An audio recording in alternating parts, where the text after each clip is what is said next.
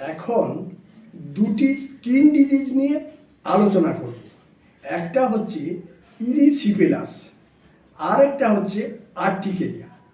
এই ইরিসিপেলাস অসুখটা কি? এই অসুখটা দেহে যে কোনো জায়গায় ছোট্ট ছোট্ট ছোট্ট ছোট্ট জলঢুলি আকারে দেখা দেয়। একসঙ্গে অনেকগুলো জলঢুলি, খুব জ্বালা করে, যন্ত্রণা করে, গায়ে হালকা হালকা জ্বর থাকে। এই অসুখটা জান কোত্থেকে আসে জানেন? ঠিক অসুখটা শুরু হওয়ার 20 থেকে 25 দিন আগে যে কোনো একটা দাঁত দিয়ে রক্ত বেরোলে সেই দাঁতের গোড়ায় বাইর থেকে জার্মটা প্রবেশ করে। সেই জার্মটা 20-25 দিন পরে এই ধরনের চর্মরোগ আকারে প্রকাশ পায়। এই অসুখের সুন্দর হোমিওপ্যাথিক ট্রিটমেন্ট আছে, তবে 4টে দিন অপেক্ষা করতেই হবে। 4 দিন পর দেখবেন আস্তে আস্তে আস্তে আস্তে সুন্দর কমে যাচ্ছে।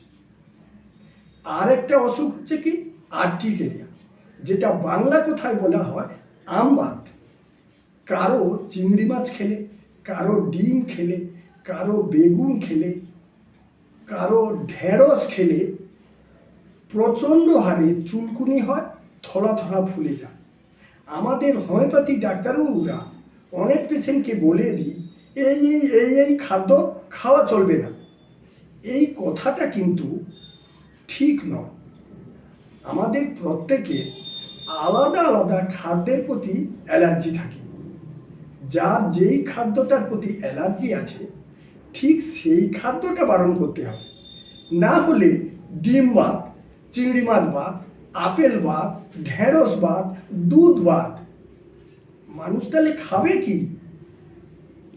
এই ধরনের কথা অবৈজ্ঞানিক। তাই যার যেই জিনিসটা অ্যালার্জি থাকে সেইটা বারণ থাকবে আর প্রপার হোমিওপ্যাথিক ট্রিটমেন্ট করবে। আমি অরূপ সিংহটাল, নমস্কার।